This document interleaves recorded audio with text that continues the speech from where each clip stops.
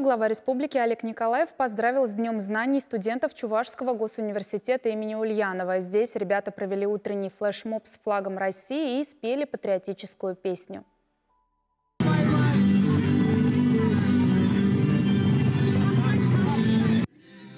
По традиции в ВУЗе чествовали первокурсников. В этом году ряды ЧГУ пополнили более 4500 молодых людей. Больше половины из них будут учиться очно. В этом году ведущий ВУЗ Чувашии отметил 55-летний юбилей. За это время здесь выпустили немало дипломированных специалистов в разных областях. Глава региона отметил, что многие присутствующие гости и он сам являются выпускниками Чувашского госуниверситета. Сегодня в нем обучаются студенты из 50 стран. Чувашский государственный университет является очень хорошей площадкой для того, чтобы, с одной стороны, получить знания, через коммуникации найти друзей не только на площадке университета, но и, как минимум, во всей Российской Федерации, а может быть и в других странах.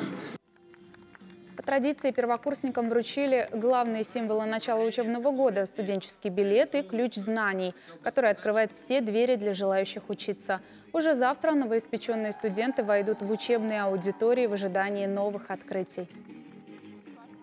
От нового учебного года в новом учебном заведении я ожидаю всего самого лучшего, ярких знакомств, самое главное – хорошую научную базу знаний и яркие студенческие годы.